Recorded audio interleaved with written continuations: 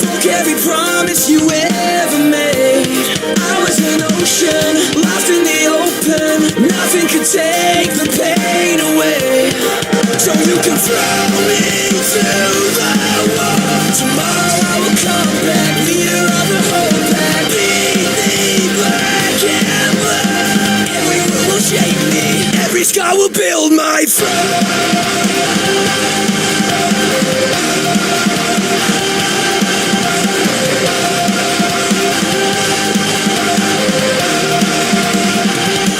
Sticks and the stones that you used to throw have built me an empire, so don't even try to cry me a river, cause I forgive you. You are the reason I still fight. So you can throw me to the wall. Tomorrow I will come back, leader of the whole pack. Beat me black and black. Every word will shape me, every scar will build my throne.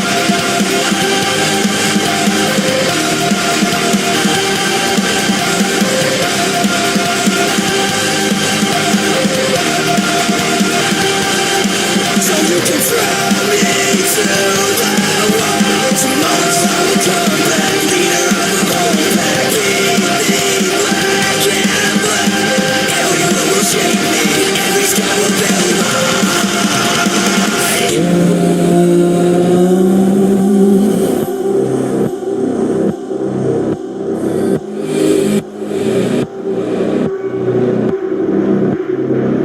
I'll leave you choking on every word you left unspoken. Rebuild all that you've broken, and now you know. I'll leave you choking on every word you left unspoken. Rebuild all that you've broken, and now you know. Every word will shape me, every scar will build my throne.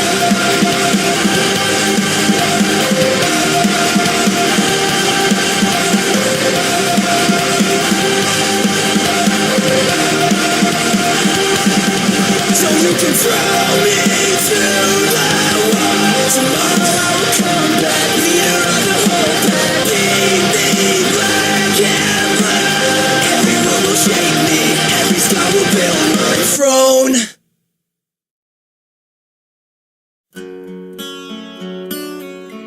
Yeah.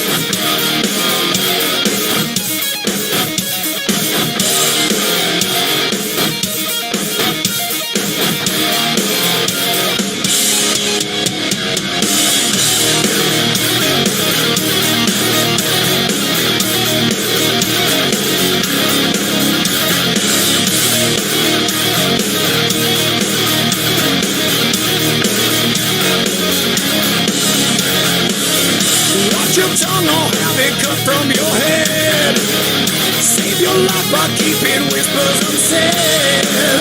Children roam the streets, now orphans of war. Bodies hanging in the streets to adore. Oil flames will cover pounding chaos, bringing daylight to the night. Death is riding into town with armor. They come to take all your rights. Out of the king, out of the world, into the crowd, stand in the sun. Out of the king.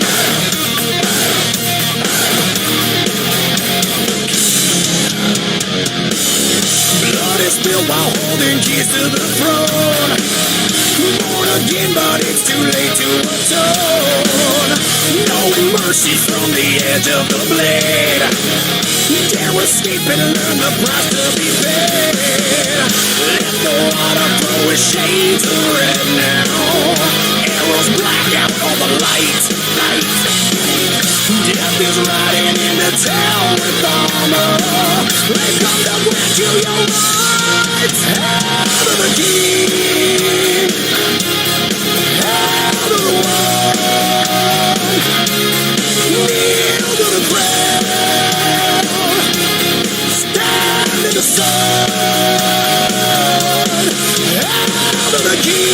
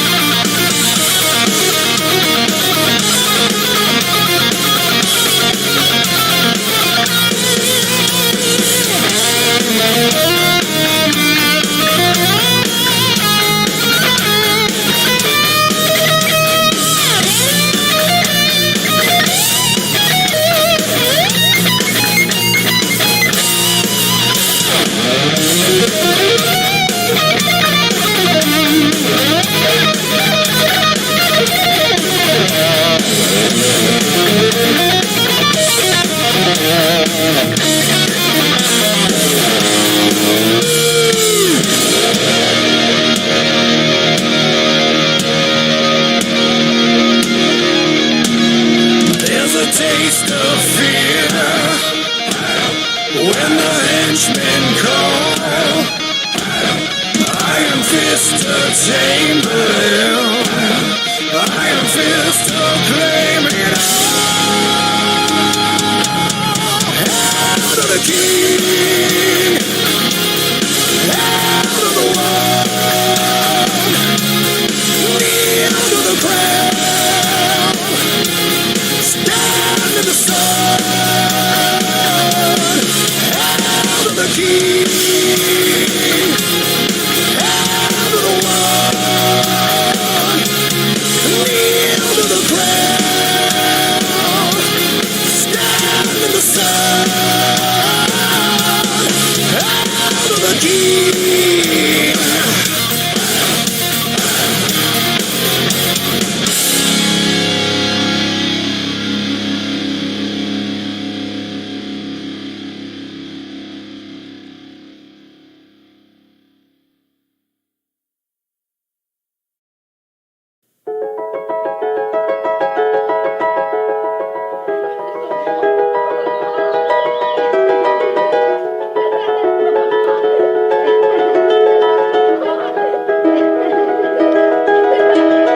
It was just two lovers sitting in the car, listening to Blonde, falling for each other. Thinking orange skies, feeling super childish, no Donald Glover. Missed call from my mother, like where you at tonight? Got no alibi, I was all alone with the love of my life. She's got glitter for skin, my radiant beam in the night. I don't need no light to see you shine. It's your golden hour. You slow down time in your golden.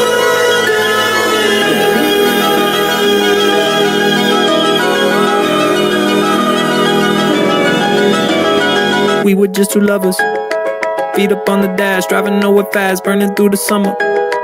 Radio on blast, make the moment last. She got solar power, minutes feel like hours. She knew she was the baddest, can you even imagine falling like I did? For the love of my life, she's got glow on her face, a glorious look in her eyes. My angel of light, I was all alone with the love of my life. She's got glitter for skin, my radiant beam in the night. I don't need no light to see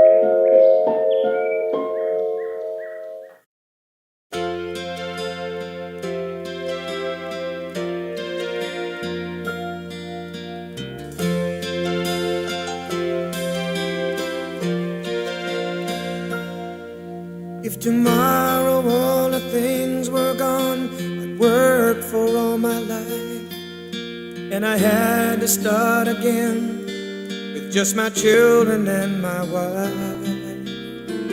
I thank my lucky stars to be living here today, 'cause the flag still stands for freedom, and they can't take that away.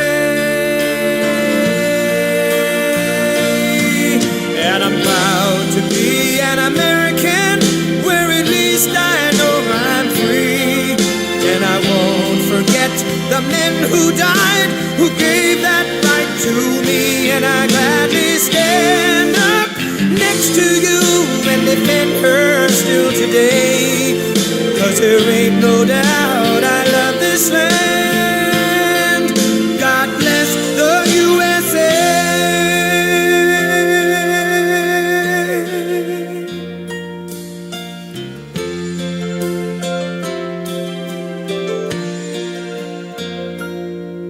From the lakes of Minnesota to the hills of Tennessee, across the plains of Texas, from sea to shining sea, from Detroit down to Houston and New York to LA, where there's pride in every American heart, and it's time we stand and say that I'm proud to be an American, where at least I know I'm free. And I won't forget the men who died, who gave that right to me. And I gladly stand up next to you and defend her still today, 'cause there ain't no doubt I love this land. God bless the USA.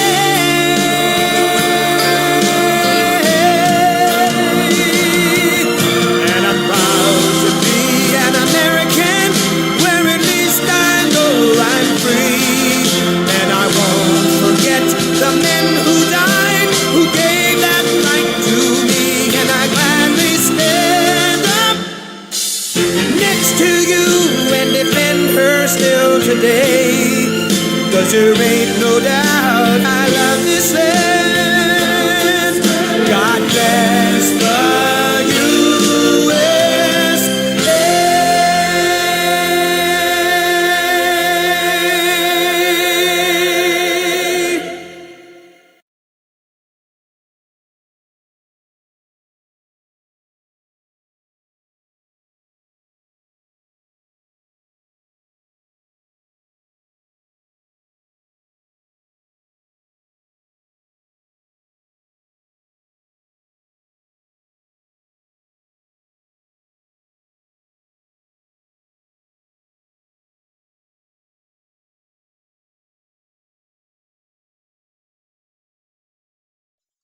Well, here we are again.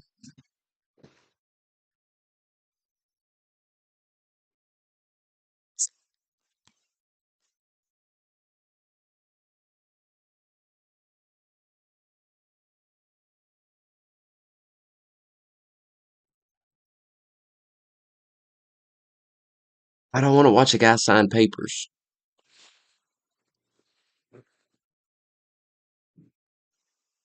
I don't want to watch that. I've been watching that all day.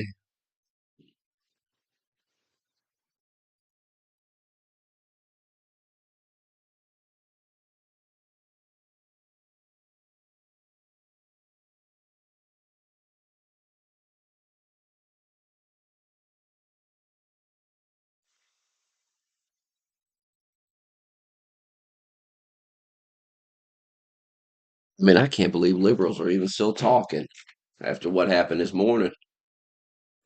Joe Biden pardoned his entire family, thus proving that they're all criminals. Dr. Fauci pardoned criminal. A bunch of other criminal motherfuckers got pardoned too. Liz Cheney, all those January 6 people. It's all going to come out now. that January 6th was set up by the feds. It's all coming out now. Why do you think those people got pardoned? That's why. Liberals should just hush. It's over. Like, it's really over. It's over. That's what I'm saying. Like, I remember after the election, everybody was like, well, who's going to run in 2028? Y'all don't even need to be talking about that right now. Because a lot of people's done. Their political careers are over. When all this comes out, they're done. They're out of here.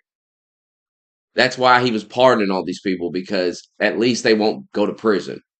But they're done. They're done. They're out of here. Nobody's electing Liz fucking Cheney ever again in their damn life. She's out of here. Little Adam Schiff, he's next. He got a pardon too. Gavin Newsom's done. He'll get eviscerated to his face on Friday. He's fucking out of here. All these nerds are out of here. All these nerds y'all was talking about. You want about Gavin Newsom? They're all out of here. Kamala. These people are done. That's the last thing you need to be thinking about. The move for the liberal now is to kind of just shut the fuck up and just sit down somewhere and just hope Trump makes a serious mistake.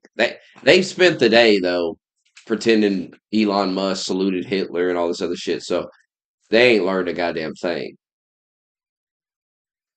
They're immediately off the deep end with retardation. And they're like, the speech was so divisive. Like, shut the fuck up. Shut the fuck up.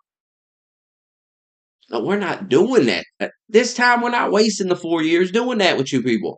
Shut up. Nobody gives a shit what you have to say. You're the biggest bunch of clowns in the world. You've proven how dishonest you are. You don't get to say nothing no more. You just got to shut the fuck up. You got to sit down somewhere and hush. Because ain't nobody going to listen to you.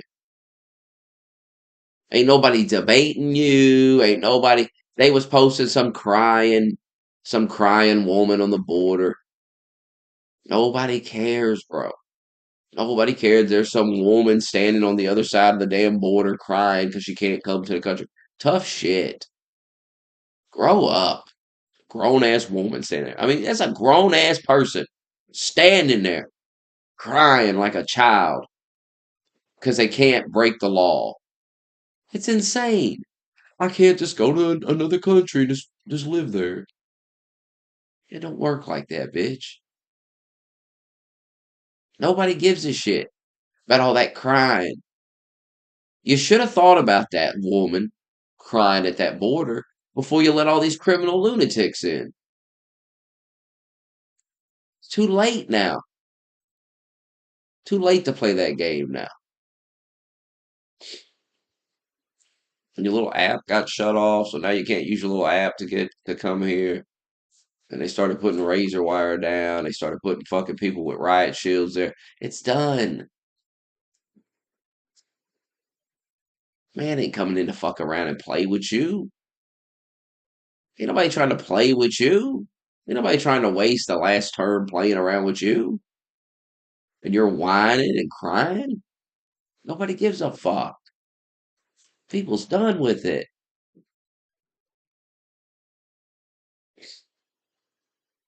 You went too far with it. Same with the gays and the trans and all that. You just went too far. That's all done. The gays are going to have to go back in the closet. They're going to have to just relax and lay low and chill the fuck out.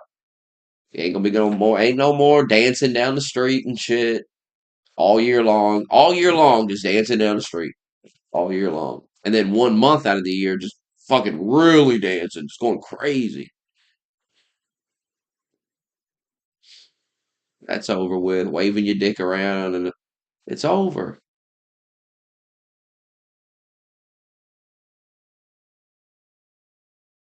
I think all these people must have illegals working in their house, like cleaning it or something. I don't know. They're so invested in this shit. It's a weird thing to care about. It's a weird thing. You would just assume, like, that if somebody illegally entered a country, they would just get deported. That just makes sense. You wouldn't even think about it. People argue about it. Like, what the fuck? They're out of here. They're gone. It's done. Get over it. God, that's what they'll be crying about tomorrow. They'll be raiding, deporting people and shit. Be some dude with tattoos all over his fucking face, some lunatic, and they'll be on the news crying. That woman at the border crying. Oh my god. Oh my god. The horror. Have a heart. Just have a heart. Let them all in. Let them all in.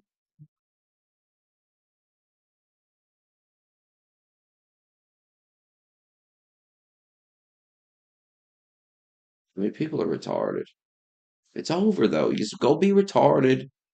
Go on that Blue Sky app, and nobody cares. I see him on Twitter talking about, oh, Elon saluted. No, no, he didn't. You're delusional. You're fucking delusional. You need to get a grip.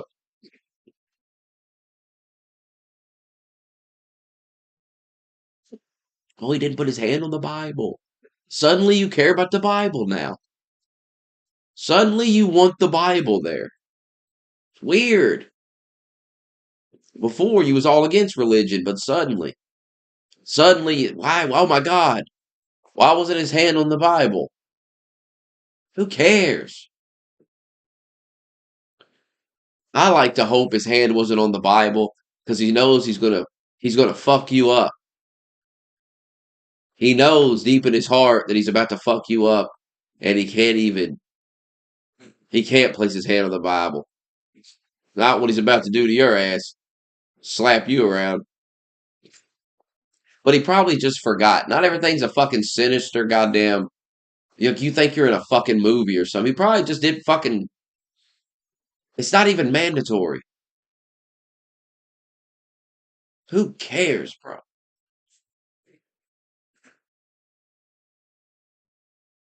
I hope you lie awake at night thinking it's the darkest reason possible that he's coming for your ass in the night. That's what I hope for you. That you toss and you turn. Oh,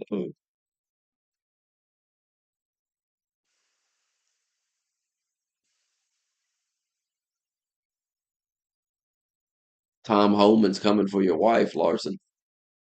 She's out of here tomorrow. That wife, time you get you an American wife. Hell, you may be out of here too. Let's see your paperwork. The fuck are you from? It's time to go.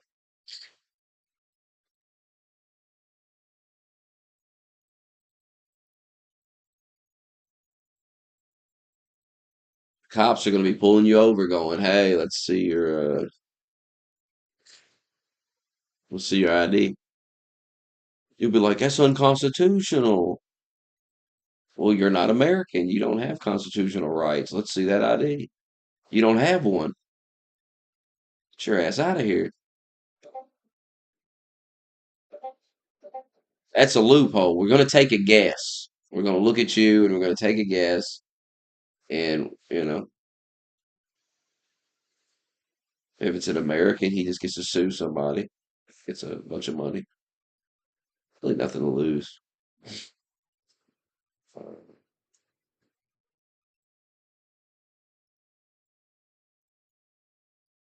Let's see what this breaking news is. Executive order signed designating cartels and criminal organizations as foreign terrorist organizations.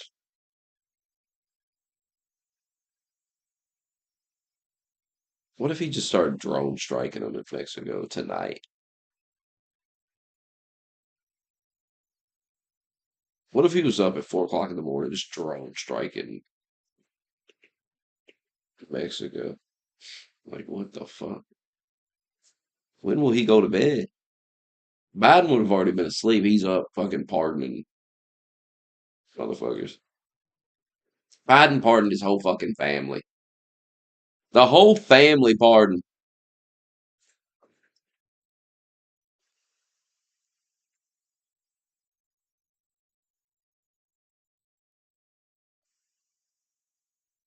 Daddy too.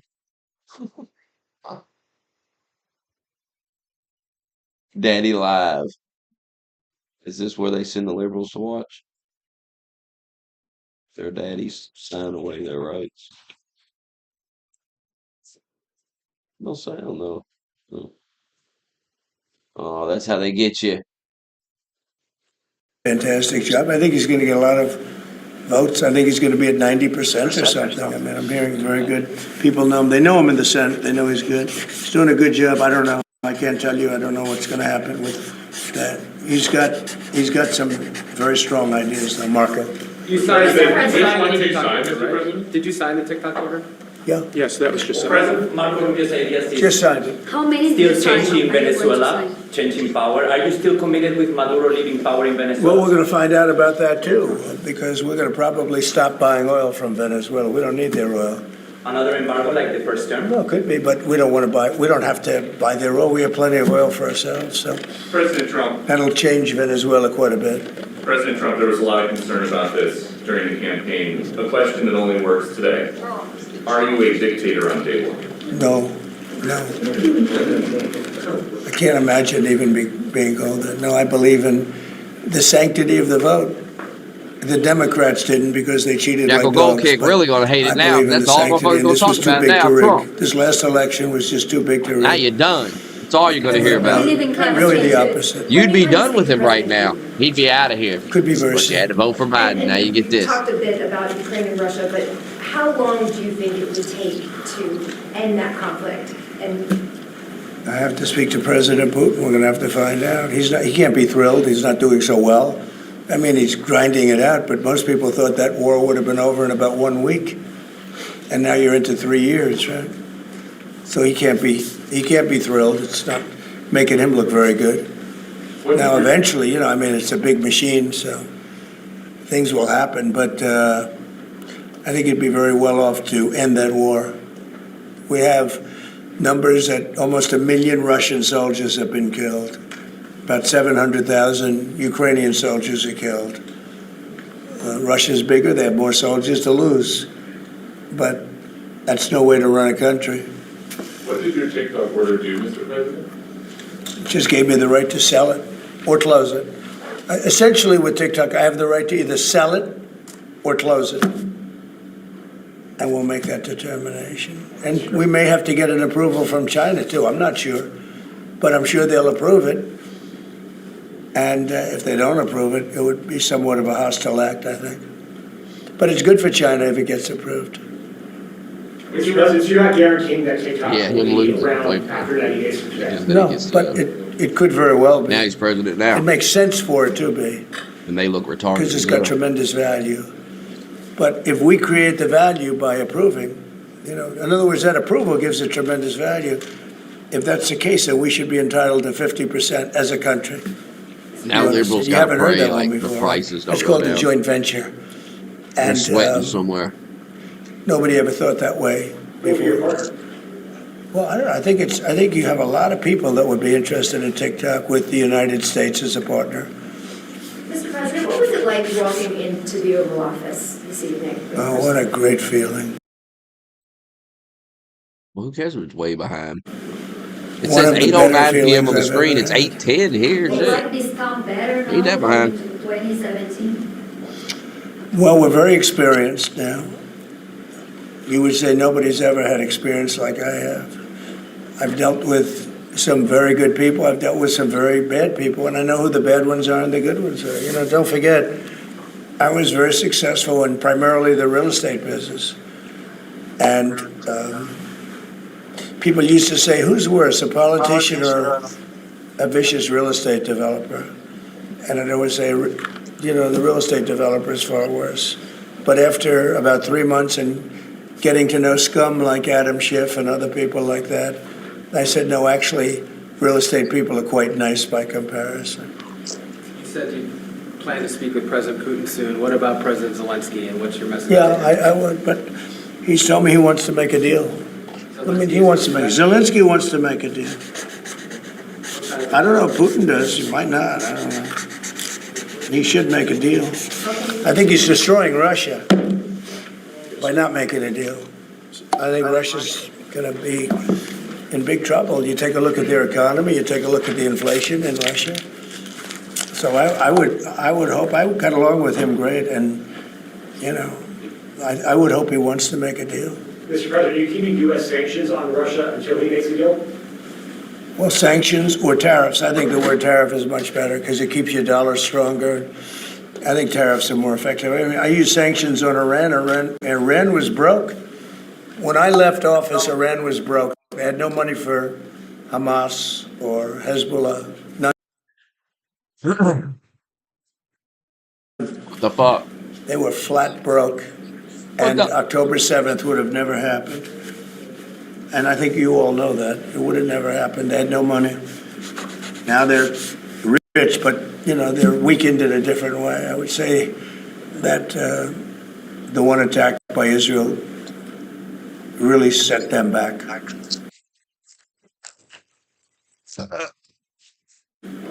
It really set them back. The pagers, and others. You know, the attack on air defense was a bad attack for Iran. What are you citing now, sir? It's an executive order relating to reforms to the federal workforce, including to the senior executive service. We're getting rid of all of the cancer. I call it cancer. The cancer caused by the Biden administration.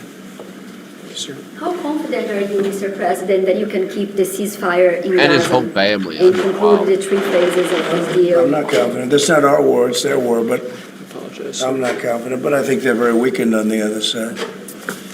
Do you support the two-state Gaza, solution? boy, I looked at a picture of Gaza. Gaza is like a massive demolition site. That place it's really got to be rebuilt in a different way. Do you plan to help rebuilding Gaza? I might. You know, Gaza is interesting. It's a phenomenal location. On the sea, the best weather. You know, everything's good. It's like some beautiful things could be done with it, but it's very interesting.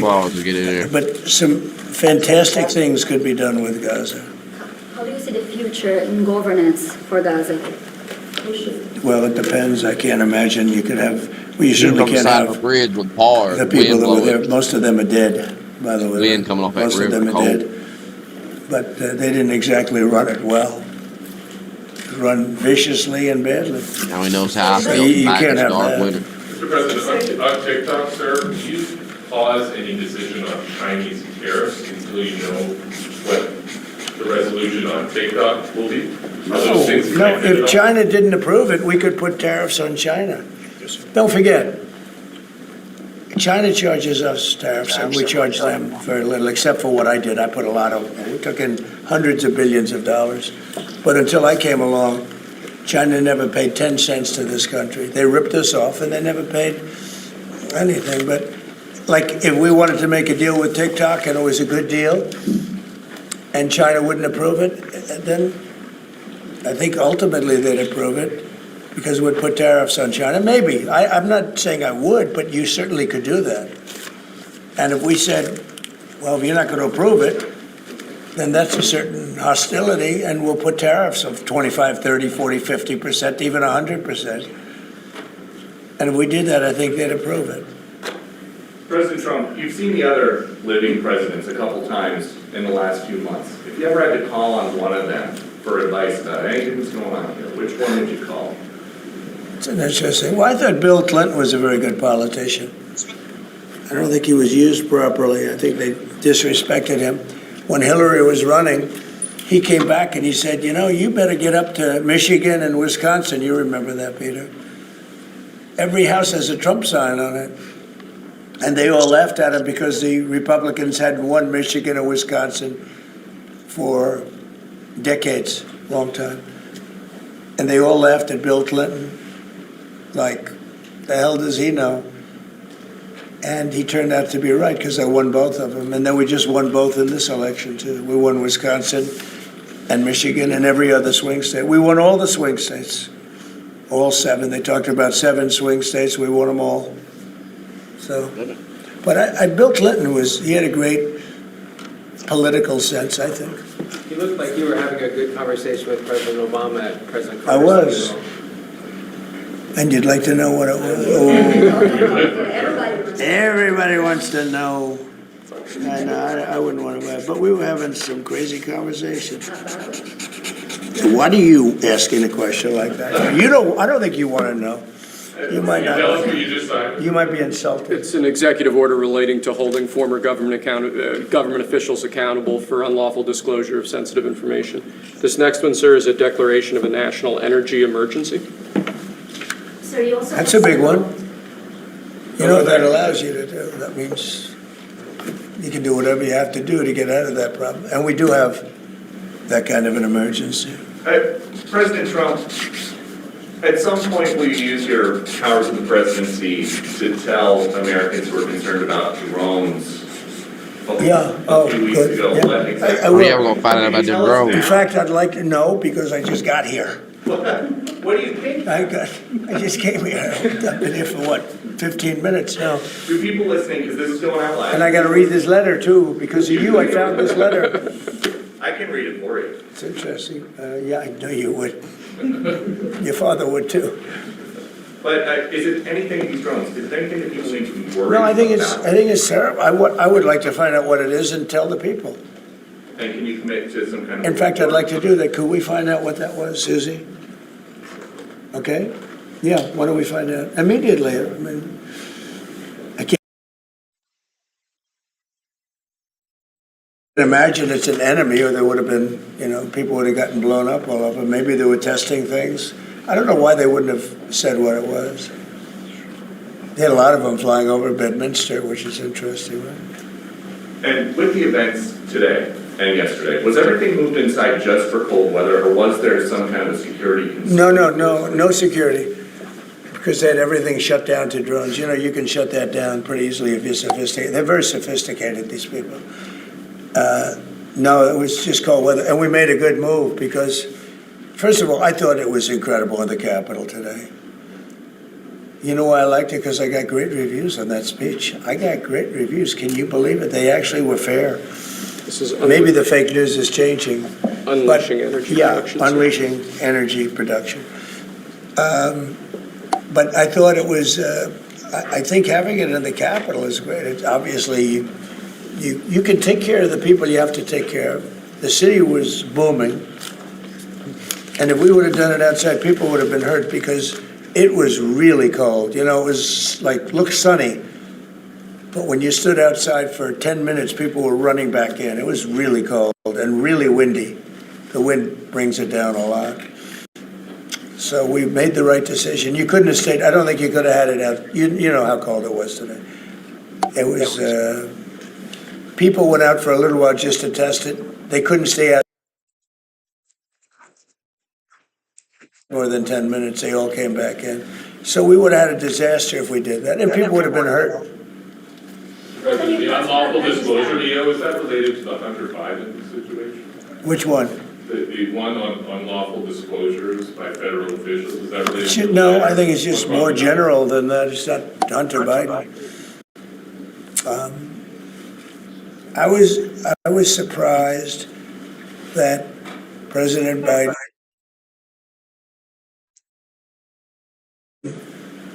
would go and pardon his whole family because that makes him look very guilty. I could have pardoned my family. I could have pardoned myself, my family. I said, if I do that, it's going to make me look very guilty. I don't think I'd be sitting here, frankly. If I did that, I don't think I'd be sitting here right now because I would have shown that you're guilty. But by pardoning his brother or brothers, by pardoning all of those people that he pardoned, by pardoning J6, the Unselect Committee, they destroyed all of the documents. They deleted all of the information. There's no information. And a lot of the information pertains to Nancy Pelosi because she was given 100, I mean, you know this, it's on tape with her daughter. Nancy Pelosi was responsible for not taking advantage of 10,000 soldiers or 1,000. You wouldn't have you could have used 400. It was a relatively small crowd. It wasn't the crowd that was at the mall. It was a small crowd. So I was a little bit surprised that he did it. because it makes him look guilty. I mean, he's going to have to live with it. Now, with that being said, it's unbelievable precedent it creates for a president. But the precedent is unbelievable. Now maybe every president that leaves office, they're going to pardon every person they ever met, so they don't have some lunatic like deranged Jack Smith, who's a total lunatic, by the way. Not a smart guy, he's a dummy. But we beat the hell out of him. And I helped my reputation. Do you think you'd have to do the same thing at the end of this term? Well, I guess now I have precedent to do it. I wouldn't want to do that. No, I think it makes you look very guilty. I think it makes Biden look very bad, very weak, and very guilty. And I mean, he pardoned everybody. How about this J6 committee? Why is he pardoning them? The reason is because if you delete and destroy documentation, everything, they have nothing because they were guilty as hell. They rigged it. It was a rigged deal. And when you do that, they look very bad. But I was a little surprised he did it. Liz Cheney, I mean, she's a lunatic. And she lost by the greatest margin in the history of a politician running for Congress, like 40 points. The reason it was the greatest is because anybody losing that badly is going to drop out. But she's a nut job. She doesn't drop out. You know, she just keeps chugging forward. And she lost by almost 40 points. That's the biggest number anybody's ever lost by. But why would Biden do that? He pardoned her and pardoned everybody. The reason is that they destroyed documents. And if you're even in a civil case, which this wouldn't be, I mean, people go to jail for a long time for doing that. What's this one? That's unleashing American energy, sir. It relates to easing permitting processes and other regulatory systems to ensure that we can produce energy efficiently to drive the American economy forward. President Trump, looking around the office, we noticed some changes from the way the Biden had it set up. Can you confirm that you have added back the Diet Coke play? I think this, first of all, I just got here. So my people came in. They have extraordinary decorator sense, right? Let me just see some of the pictures. That's a good one. I could live with him. I could live with George Washington, I can tell you. I could live with Thomas Jefferson. I could live with most of them. They took a very safe route. They don't have any bad ones up there. Withdrawing from What is this one? Withdrawing from the World Health Organization, sir. Ooh, that's a big one. So we paid $500 million to World Health when I was here, and I terminated it. Get out of that world. China with 1.4 billion people. We have 350 to pay. We have, nobody knows what we have because so many people came in illegally, but let's say we have 325. They had 1.4 billion. They were paying 39 million, we were paying 500 million. It seemed a little unfair to me. So that wasn't the reason, but I dropped out. They offered me to come back for 39 million. In theory, it should be less than that, but, you know. And when Biden came back, they came back for 500 million. He knew that you could have come back for 39 million. They wanted us back so badly, so we'll see what happens. Mr. President, Pretty sad, though. Think of it. China pays 39 million, and we pay 500 million. And China's a bigger country. Mr. President, you spoke about inflation today in your remarks. What actions are you taking today that will have a direct impact for Americans on their everyday costs to bring the costs down? The biggest thing and factor for inflation is energy. They screwed up my energy policy, and then they went back to it. You know, they heard it really badly, and then they went back to it, and they started drilling more, but by that time it was too late. Many of these things that we're signing and that Doug Burgum is going to be signing, and Chris Wright, who's phenomenal at, you know, energy Department of Energy. We're going to be taking we're going to make a lot of money from energy. We have more than anybody else. We're going to make a lot of money from energy. We're going to make a lot of money from tariffs. You know, European Union charges us, they have a VAT tax of 20%, but it's really much higher than that. And that's the equivalent, almost the equivalent of a tariff. And they're tough. They're very tough. They don't take our cars. They don't take our farm product. They don't take almost anything. And yet we take their cars and we take their farm product. We take a lot from them. So, we have like a 300 billion.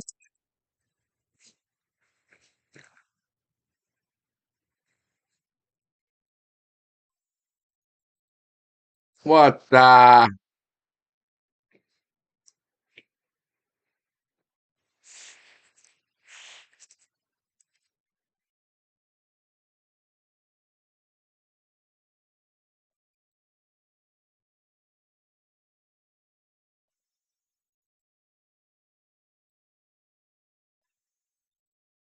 What the fuck?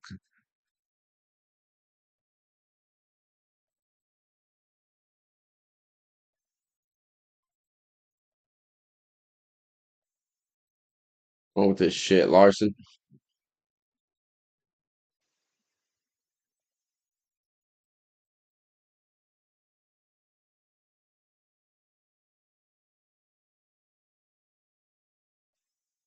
I tell you what, our country has an amazing economic future. I really believe that.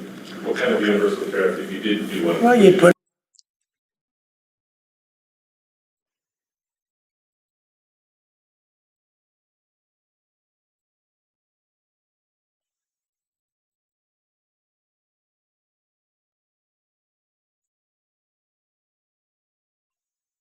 What the?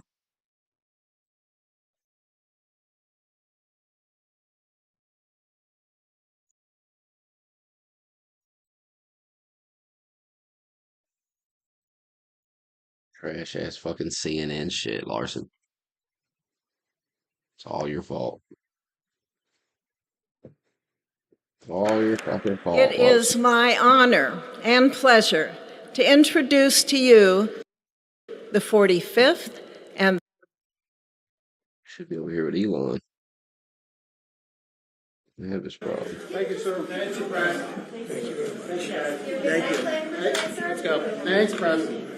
Thank you, guys. Mark, this is Mark. Let's go, guys. What are we doing on this stuff? All right, guys. Let's go. Thank you very much. Thanks. All right, thank you. Man, he sounded all kinds of shit. Yeah. Is this off? Recording? Don't do it. Let's go. Yeah, we'll come back. Let's come back. Just make sure my bars are off. Wrong with you clowns.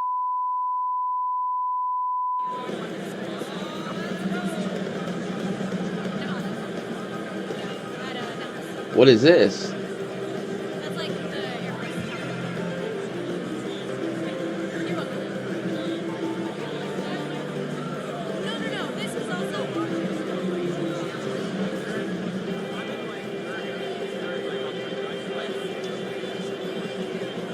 I also support, so I had to learn all the operation stuff. So I've been exactly where you are.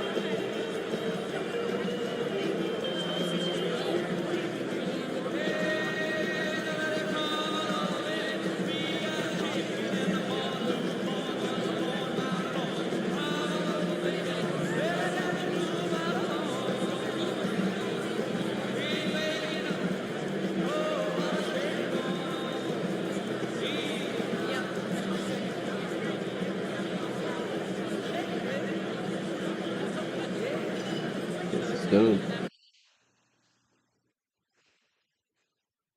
the 47th President of the United States of America, Donald J. Trump.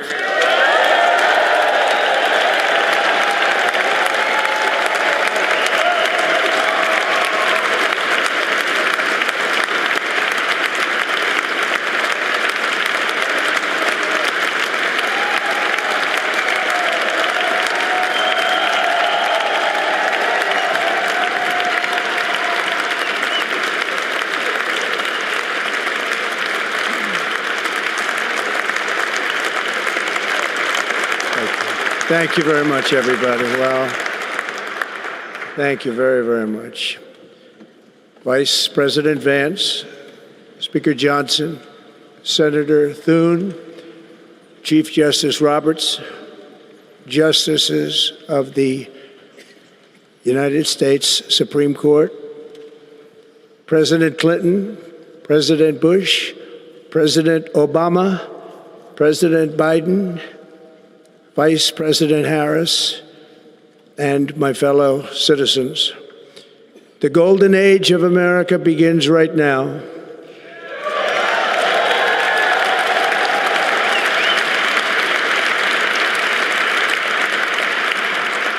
From this day forward, our country will flourish and be respected again all over the world.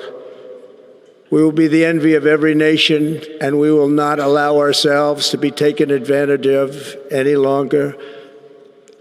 During every single day of the Trump administration, I will very simply put America first.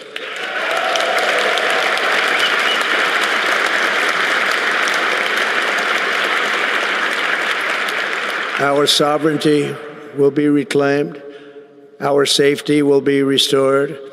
The scales of justice will be rebalanced. The vicious, violent, and unfair weaponization of the Justice Department and our government will end.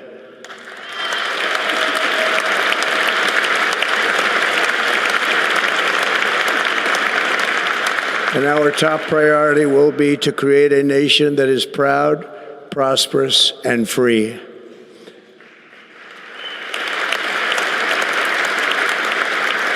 America will soon be greater, stronger, and far more exceptional than ever before. I return to the presidency confident and optimistic that we are at the start of a thrilling new era of national success. A tide of change is sweeping the country, sunlight is pouring over the entire world, and America has the chance to seize this opportunity like never before. But first, we must be honest about the challenges we face. While they are plentiful, they will be annihilated by this great momentum that the world is now witnessing in the United States of America. As we gather today, our government confronts a crisis of trust. For many years, a radical and corrupt establishment has extracted power and wealth from our citizens while the pillars of our society lay broken and seemingly in complete disrepair. We now have a government that cannot manage even a simple crisis at home, while at the same time stumbling into a continuing catalog of catastrophic events abroad. It fails to protect our magnificent, law-abiding American citizens, but provides sanctuary and protection for dangerous criminals, many from prisons and mental institutions that have illegally entered our country from all over the world. We have a government that has given unlimited funding to the defense of foreign borders, but refuses to defend American borders or, more importantly, its own people. Our country can no longer deliver basic services in times of emergency, as recently shown by the wonderful people of North Carolina, been treated so badly.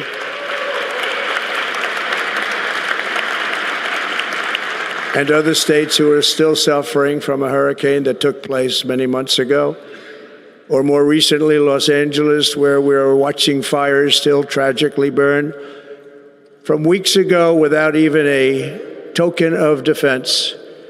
They're raging through the houses and communities, even affecting some of the wealthiest and most powerful individuals in our country, some of whom are sitting here right now. They don't have a home any longer. That's interesting. But we can't let this happen. Everyone is unable to do anything about it. That's going to change. We have a public health system that does not deliver in times of disaster, yet more money is spent on it than any country anywhere in the world. And we have an education system that teaches our children to be ashamed of themselves in many cases, to hate our country despite the love that we try so desperately to provide to them. All of this will change starting today, and it will change very quickly.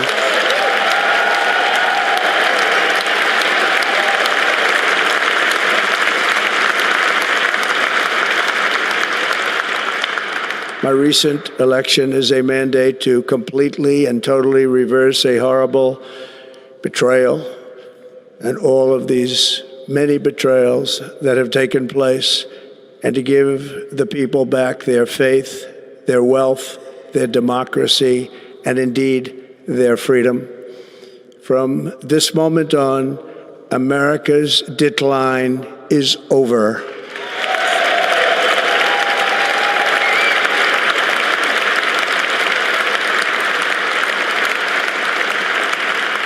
Our liberties and our nation's glorious destiny will no longer be denied, and we will immediately restore the integrity, competency, and loyalty of America's government. Over the past 8 years, I have been tested and challenged more than any president in our 250-year history, and I've learned a lot along the way. The journey to reclaim our republic has not been an easy one, that I can tell you. Those who wish to stop our cause have tried to take my freedom and indeed to take my life. Just a few months ago in a beautiful Pennsylvania field, an assassin's bullet ripped through my ear. But I felt then, and believe even more so now, that my life was saved for a reason. I was saved by God to make America great again.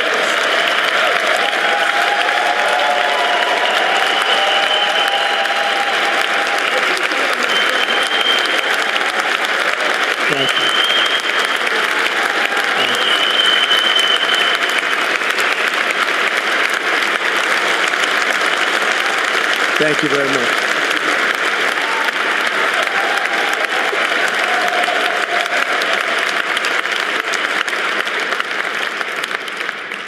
That is why each day under our administration of American patriots, we will be working to meet every crisis with dignity and power and strength. We will move with purpose and speed to bring back hope, prosperity, safety, and peace for citizens of every race, religion, color, and creed. For American citizens, January 20th, 2025 is Liberation Day.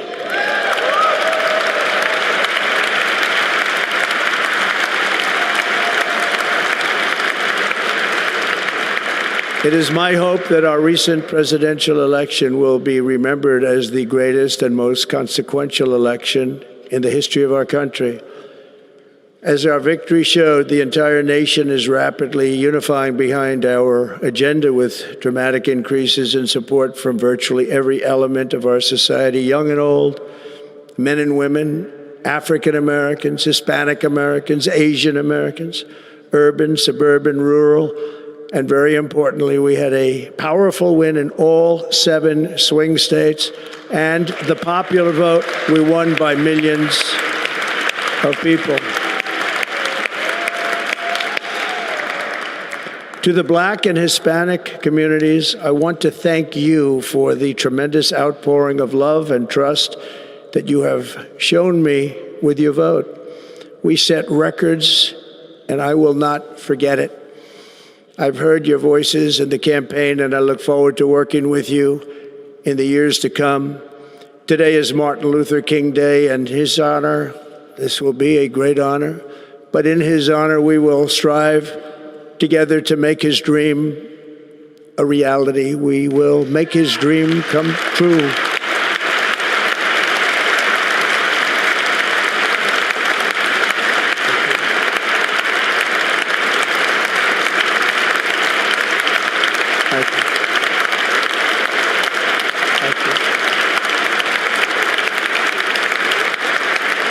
National unity is now returning to Biden can't even clap for making Martin Luther King and Jr.'s confidence dream come and true. pride is He's soaring just sitting there. like never before. In everything we do, my administration will be inspired by a strong pursuit of excellence and unrelenting success. We will not forget our country. We will not forget our Constitution. And we will not forget our God. Can't do that.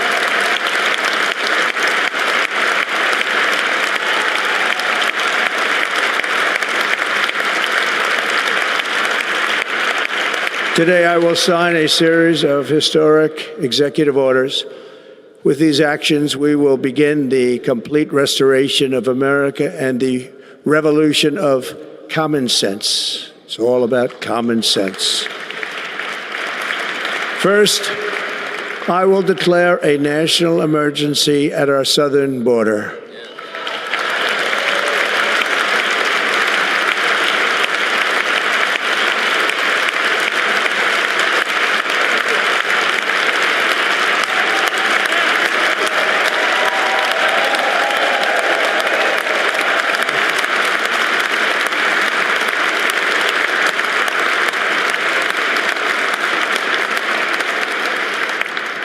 All illegal entry will immediately be halted, and we will begin the process of returning millions and millions of criminal aliens back to the places from which they came. We will reinstate my Remain in Mexico policy.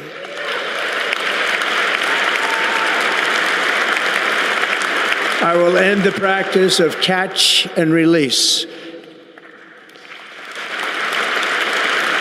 And I will send troops to the southern border to repel the disastrous invasion of our country.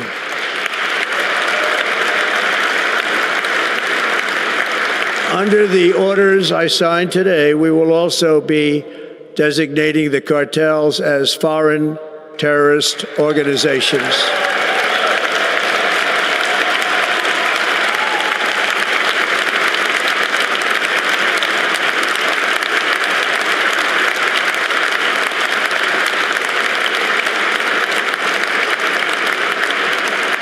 And by invoking the Alien Enemies Act of 1798, I will direct our government to use the full and immense power of federal and state law enforcement to eliminate the presence of all foreign gangs and criminal networks, bringing devastating crime to U.S. soil, including our cities and inner cities.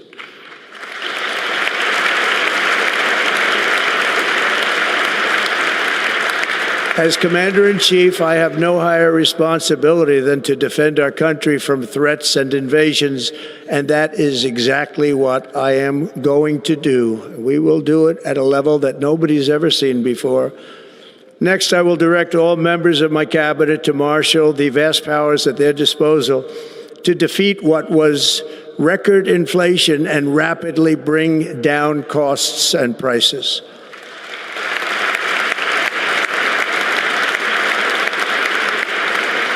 The inflation crisis was caused by massive overspending and escalating energy prices, and that is why today I will also declare a national energy emergency. We will drill, baby, drill.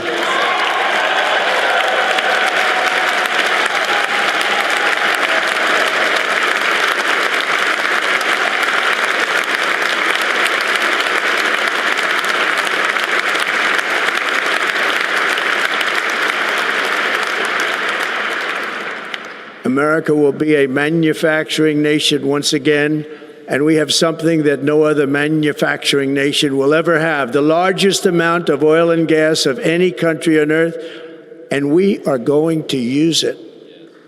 We're going to use it.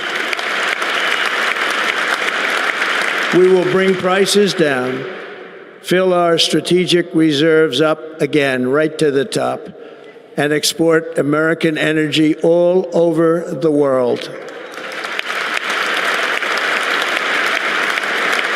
We will be a rich nation again, and it is that liquid gold under our feet that will help to do it. With my actions today, we will end the Green New Deal, and we will revoke the electric vehicle mandate, saving our auto industry and keeping my sacred pledge to our great American auto workers.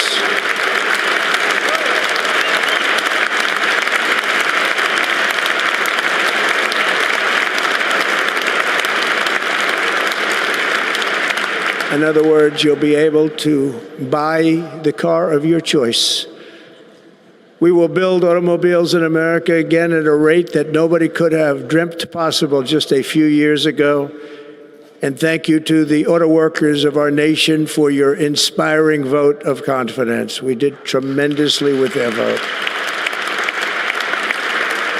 I will immediately begin the overhaul of our trade system to protect American workers and families. Instead of taxing our citizens to enrich other countries, we will tariff and tax foreign countries to enrich our citizens.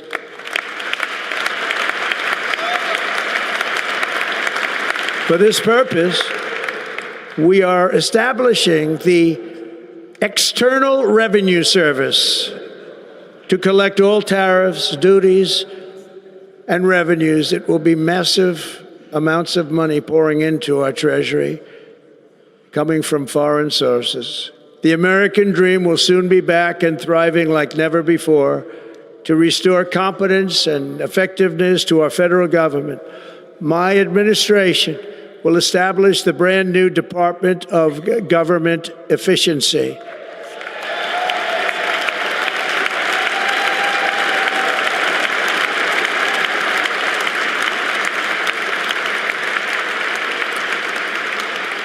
After years and years of illegal and unconstitutional federal efforts to restrict free expression, I will also sign an executive order to immediately stop all government censorship and bring back free speech to America.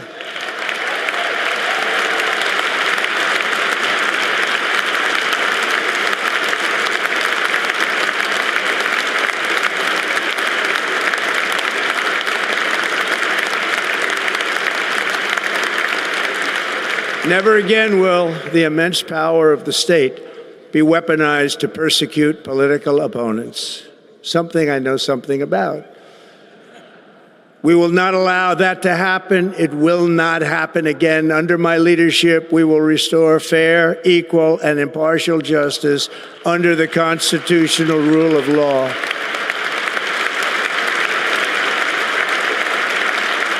And we are going to bring law and order back to our cities. This week, I will also end the government policy of trying to socially engineer race and gender into every aspect of public and private life.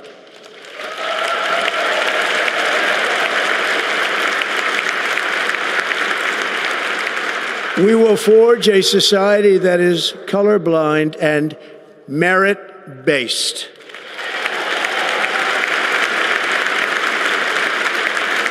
As of today, it will henceforth be the official policy of the United States government that there are only two genders, male and female.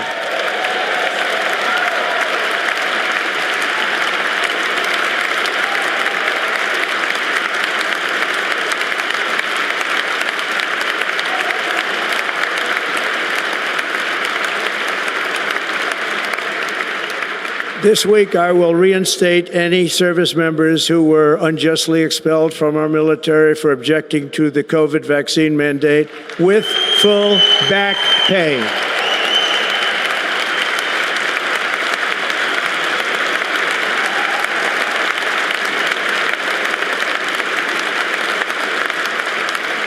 And I will sign an order to stop our warriors from being subjected to radical political theories and social experiments while on duty. It's going to end immediately.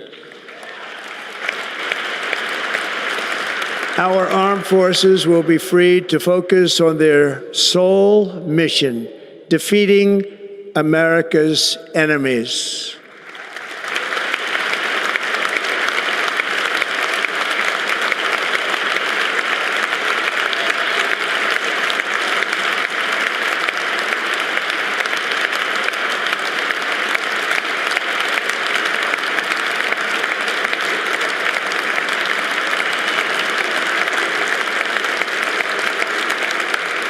Like in 2017, we will again build the strongest military the world has ever seen. We will measure our success not only by the battles we win, but also by the wars that we end, and perhaps most importantly, the wars we never get into.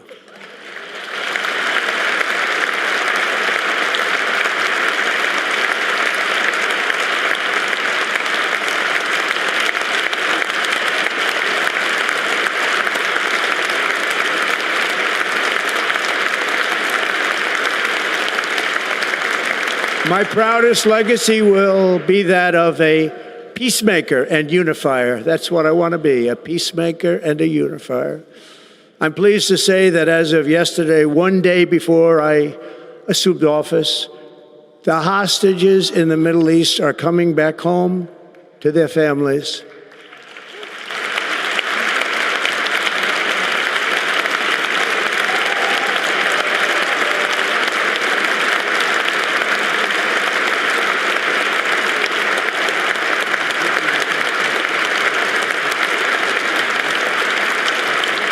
Thank you.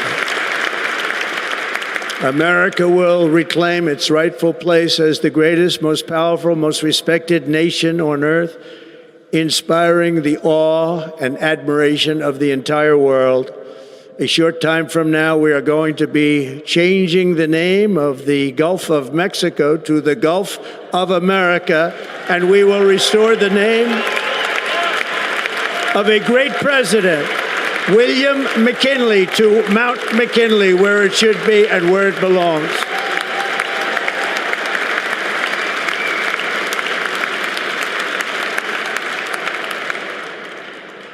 President McKinley made our country very rich through tariffs and through talent.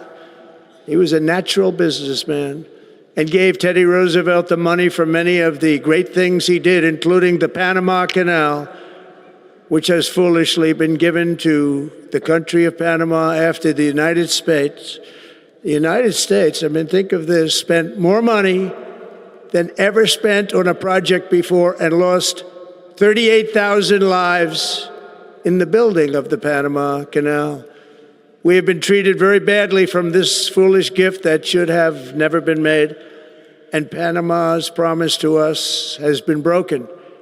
The purpose of our deal and the spirit of our treaty has been totally violated. American ships are being severely overcharged and not treated fairly in any way, shape, or form, and that includes the United States Navy. And above all, China is operating the Panama Canal, and we didn't give it to China, we gave it to Panama, and we're taking it back.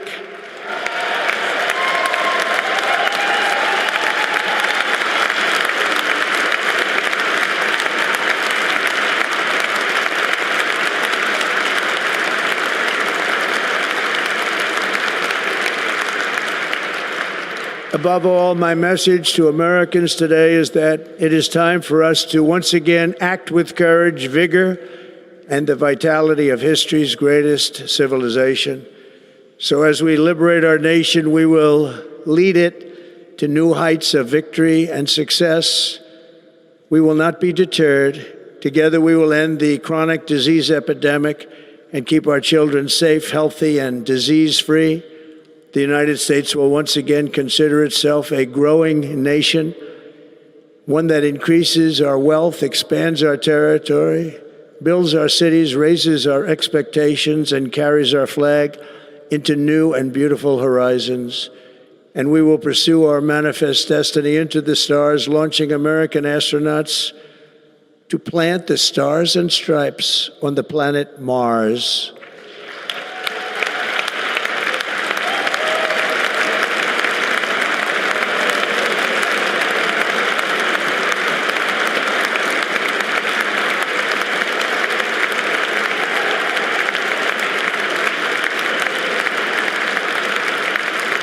Ambition is the lifeblood of a great nation, and right now our nation is more ambitious than any other. There's no nation like our nation. Americans are explorers, builders, innovators, entrepreneurs, and pioneers. The spirit of the frontier is written into our hearts. The call of the next great adventure resounds from within our souls. Our American ancestors turned a small group of colonies on the edge of a vast continent into a mighty republic of the most extraordinary citizens on earth. No one comes close. Americans pushed thousands of miles through a rugged land of untamed wilderness. They crossed deserts, scaled mountains, braved untold dangers, won the Wild West, ended slavery, rescued millions from tyranny, lifted billions from poverty, harnessed electricity, split the atom, launched mankind into the heavens, and put the universe of human knowledge into the palm of the human hand. If we work together, there is nothing we cannot do and no dream we cannot achieve. Many people thought it was impossible for me to stage such a historic political comeback. But as you see today, here I am. The American people have spoken.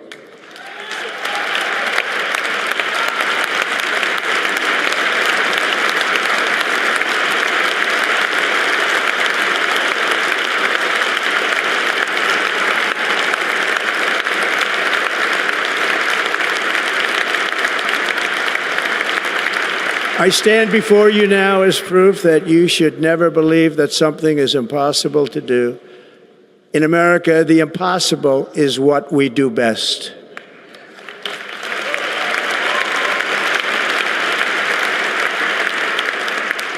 From New York to Los Angeles, from Philadelphia to Phoenix, from Chicago to Miami, from Houston to right here in Washington, D.C., our country was forged and built by the generations of patriots who gave everything they had for our rights and for our freedom. They were farmers and soldiers, cowboys and factory workers, steel workers and coal miners, police officers and pioneers who pushed onward, marched forward, and let no obstacle defeat their spirit or their pride. Together they laid down the railroads, raised up the skyscrapers, built great highways, won 2 world wars, defeated fascism and communism, and triumphed over every single challenge that they faced. After all we have been through together, we stand on the verge of the 4 greatest years in American history. With your help, we will restore America promise, and we will rebuild the nation that we love, and we love it so much. We are one people, one family, and one glorious nation under God. So to every parent who dreams for their child and every child who dreams for their future, I am with you, I will fight for you, and I will win for you. We are going to win like never before.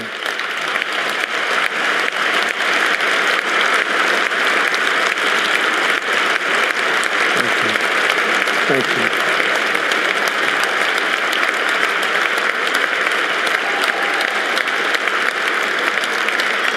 Thank you.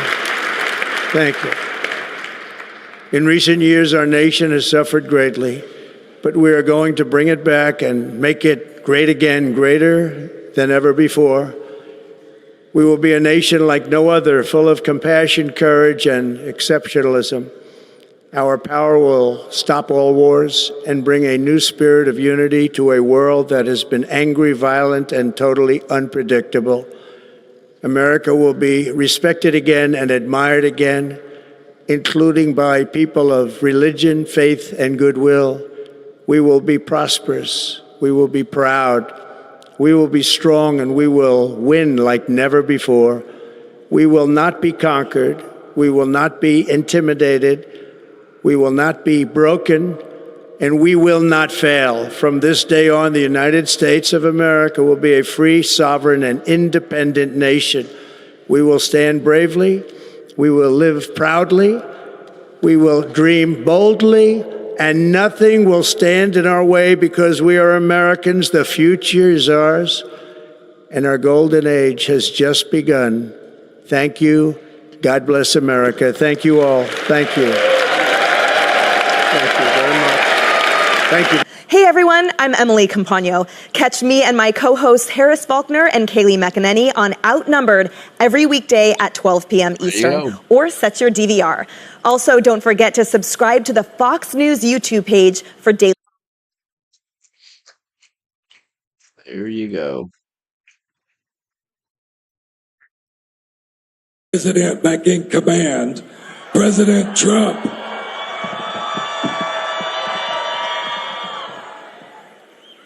What do you think? Fuck is going on?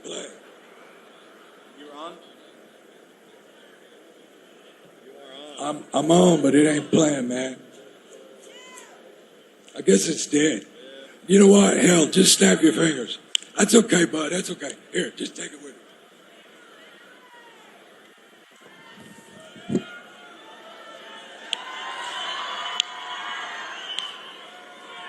You can tell the world you never was my girl. You can burn my clothes up when I'm gone. Come on, like this.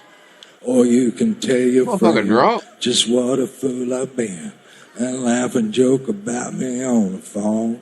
There you go. You can tell my arm, go back to the phone. Or you can tell my feet to hit the floor. Or you can tell my lips to tell my fingertips they won't be reaching out for you no more. One time. Don't tell my heart, my achy, breaky heart. I just don't think you'd understand. And if you tell That's my Billy Ray Cyrus, I my bet. achy, breaky heart, he might blow Fucking drunk. up and kill his band.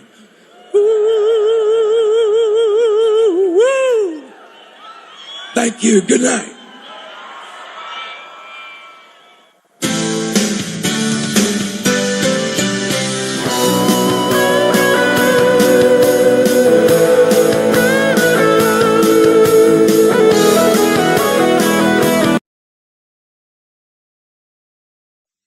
Hell did we just see? We just see some weird shit.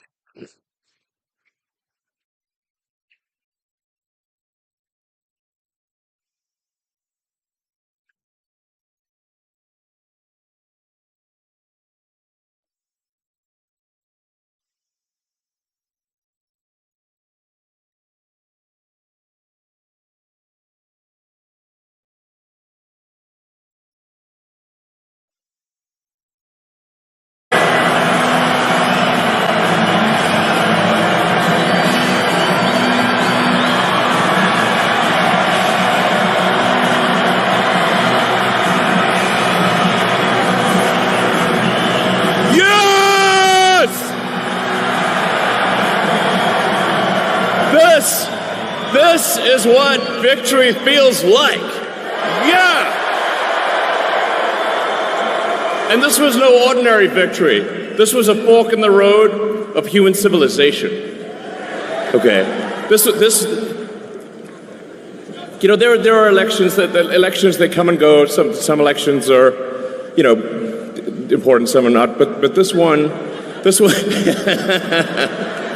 this one really mattered. And I just want to say thank you for making it happen.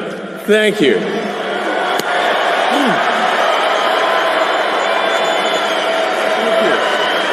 My heart goes out to you. It is thanks to you that the future of civilization is assured. Thanks to you. We're going to have safe cities, finally, safe cities. Secure borders, sensible spending, basic stuff. And we're going to take Doge to Mars.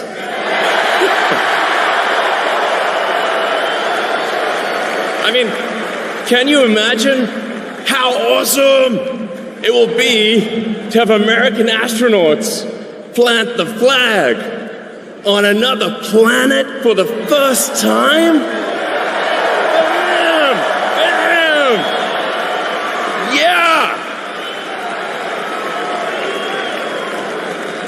How inspiring would that be? You know, there's always problems in life. You know, there's this problem, solve that problem. But you know, there need to be things that inspire you. There need to be things that make you glad to wake up in the morning and say, I'm looking forward to the future. Yeah. And I love you guys.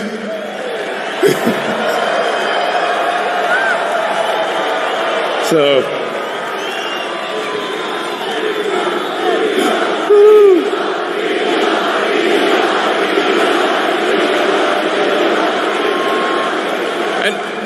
and let me tell you, I'm gonna work my ass off for you guys. So,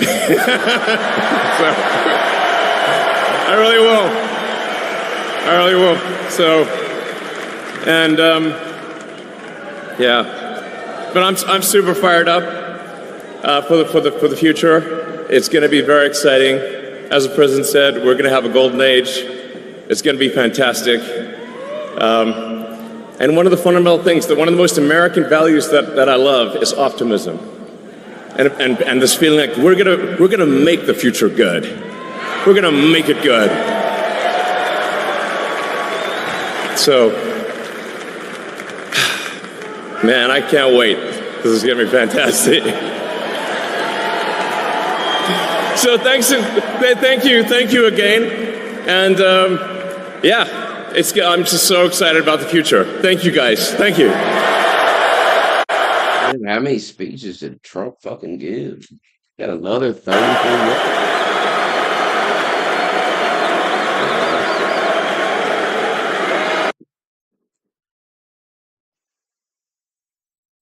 Thank you.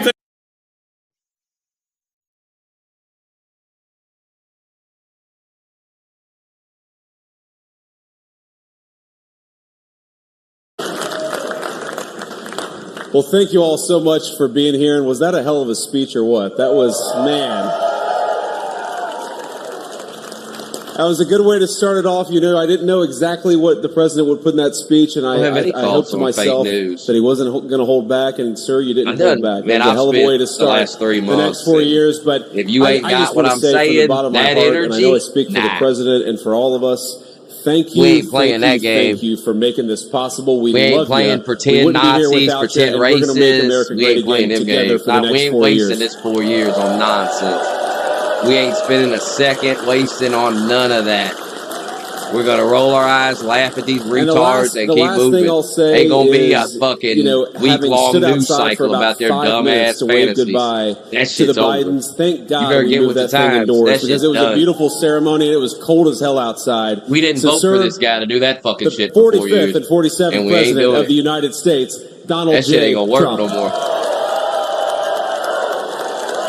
Them fake news stories, this ain't gonna work no more. No, he's right. I said, oh, look at this beautiful sunny day. And we blew it.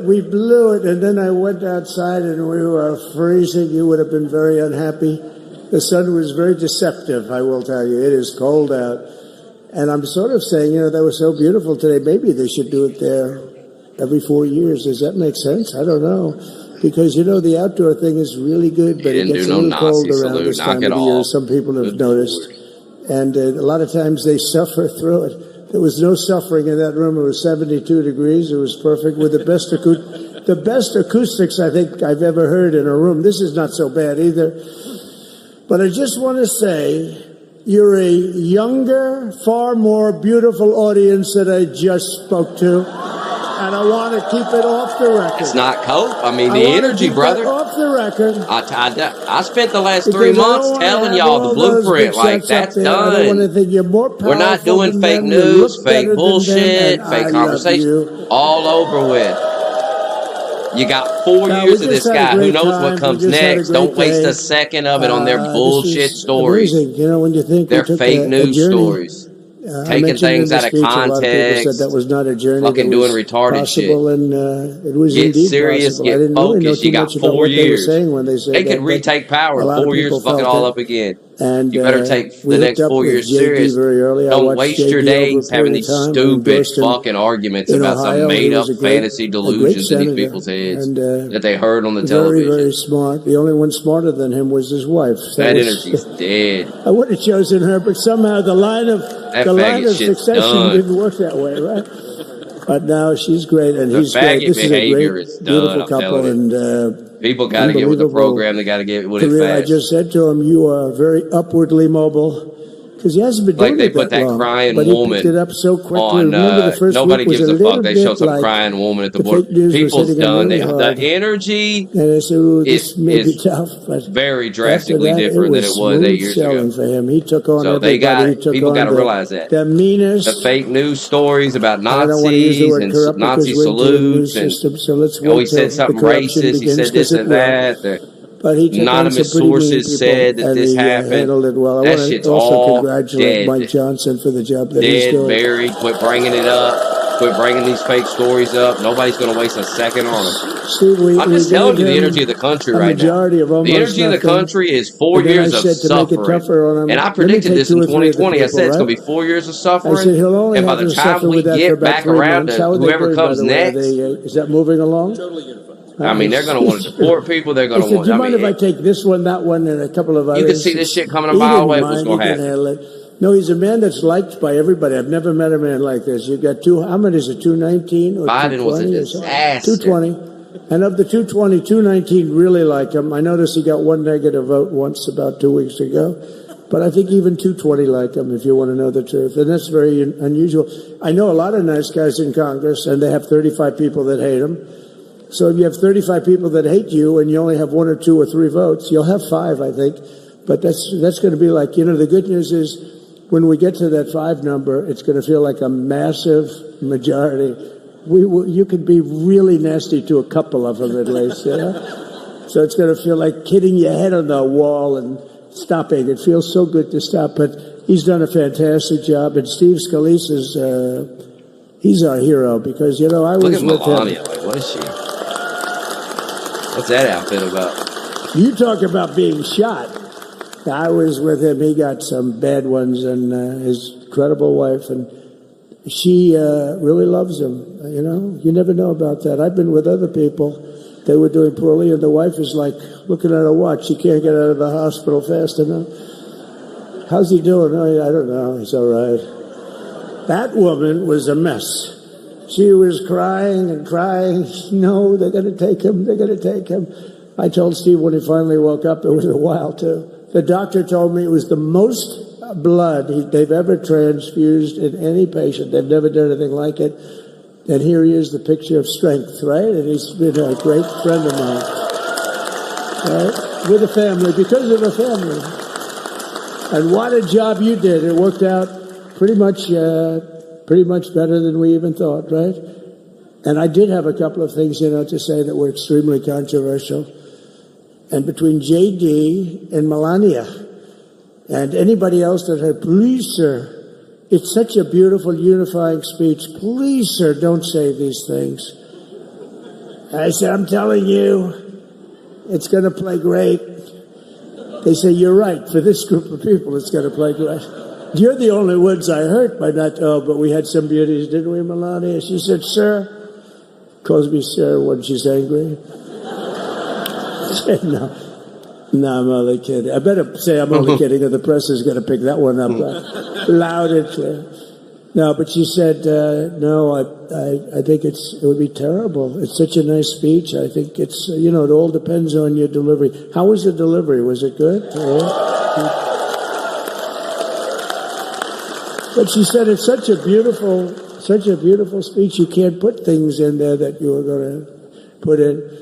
And I was going to talk about the J6 hostages, but you'll be happy because, it's action, not words that count. And you're going to see a lot of action on the J6 hostages. See a lot of action. And I was going to talk about the things that Joe did today with the pardons of people that were very, very guilty of very bad crimes, like the Unselect Committee of Political Thugs, where they literally, what they did is they destroyed and deleted all of the information, all of the hearings, practically not a thing left. They deleted all the information on Nancy Pelosi having turned down the offer of 10,000 soldiers. You wouldn't have needed 10,000. You could have had 500, and it would have stopped. Because we may have 1 million people that day, the people that were there. You don't see any photographs, but we have a lot of great photos. But you don't see those photographs. They don't put them in to show the people at the Capitol. But I was talking about that. I was going to talk about that. They said, please don't bring that up right now. You can bring it up tomorrow. I said, how about now in front of I'll bring it up right now. This little time delay is good because we're getting great reviews on the speech. Now watch. They'll take the speech and say, I didn't like it because he left there It's and he crazy talked Joe to Biden people. pardoned his whole But family. we're giving you a little more information than we gave upstairs. But no, they pardoned a lot of people. They pardoned, before we even get to today, they pardoned, 33 murderers, absolute murderers, the worst murderers. You know, when you get the death sentence in the United States, you have to be bad. It's insane. Because they don't give it much. And he pardoned almost everybody having a death sentence. And if you went through the crimes that were committed, you wouldn't even believe them. The level of violence, the people that were killed, the innocent You gotta stay focused. You can't get distracted by stupid bullshit because real shit went on today. Historic, unprecedented shit took place today. And the fact that you come on the stream and people are talking about some made-up fake news story from the leftist media, it really shows you that people ain't learned a thing over the last 8 years. They really ain't wised up to nothing. It's the same old shit. And taking the bait like that is so stupid. I'm done with that horse shit. This motherfucker pardoned his whole family. He pardoned Dr. Fauci. He pardoned the general. He pardoned a lot of fucking people. To help a guy like Because these motherfuckers been committing crimes. Why are we doing Millie? He was pardoned. What he said, terrible what he said. Why are we helping some of the people? Why are we helping Liz He pardoned Cheney? that brother of his, that dude went on Tucker Carlson and said that was the guy that was, he was part of it. It's all true. All that shit we've been saying, all that shit we've reading about and hearing about. It's all true. He was actually on my side. And they're desperate to distract you with some stupid shit. Don't want to kill people. Don't take the bait. They turn against you. These motherfuckers got, they expose themselves. They're so scared of this motherfucker, they said, fuck it. Let's spend a lot of money on fuck it, we'll go ahead and just pardon him. You know where her father works, right? I mean, they look guilty as shit now. But what she did was incredible. And they said Trump was going to be the one pardoning his family. It never happened. For almost 2 years it was them all along. And the reason they did, because it was all false. Like the person that said, I tried to strangle a Secret Service agent. That's one of the toughest human beings I think I've ever seen. I actually had a friend say, please don't change that, sir. You are the coolest sucker in history. Remember, she said, I put my hands around his neck. Because he wouldn't go to the Capitol. Made up fiction. And I was rebuffed. And the guy on the right is a massive weightlifter. Probably stronger than me. Do you think he's stronger than me? I don't think the bullshit's going to work, though. I think it's going to be... Possibly stronger than me. Slightly younger than me. Like, I won't say how... They're going to be so overwhelmed. I mean, he's doing so many... She's firing people. There's so much shit going on. They don't know really what to focus on. Why are you disputing that story? That's the coolest story I've ever heard. And Elon Musk, some lie about Elon Musk is not going to do it. And then throw it ain't going to do it. Around a guy with a people are tired. People in this country have had a long 4 years, and they ain't worried about that bullshit. Do that anyway, so they want to see some so action. I wanted to talk about that, but all of that stuff got deleted, and the reason it got deleted is they were all caught in lies. You know, Secret Service testified, and they said it didn't happen. Actually, the two guys were very embarrassed. They're suffering. Because their friends are saying, did Trump really do that to you? But they gained a whole new respect for me. But it was just make-believe stuff, and there were a lot of make-believe stories made up. So rather than suffer the wrath, like the story with Nancy Pelosi, I offered her 10,000 soldiers. She knows it. She admitted it on tape that her daughter made. Which of these cabinet positions get filled? Wait till you fuck that motherfucker gets in there, the FBI, all this shit's going to come out. She can't be in good stead. Well, they pardon all these people. But Nancy said it was my responsibility as she's leaving the RFK is going to be. RFK is going to be digging up shit on Fauci in there. But I offered them up to 10,000. There's a lot of shit, a lot of documents, a lot of shit. More as many as you need, but they're going to put out. 4 or 5. You 10,000. That's why they pardon that motherfucker. More than the number of people there, by a lot. But we offered her 10,000. We ain't getting distracted by the bullshit this time. In other words, we ain't wasting 4 years on stupid shit. I'm just here to tell you now. People better get with the program. She didn't like it. Maybe she wanted that to happen. These clowns better understand. And ain't nobody playing games with these people no more. We have to go through the process because they we elected this dude to do shit, and he better do it. Simple as that. And we don't give a fuck about the bullshit. He had a fake story and so many other fake stories.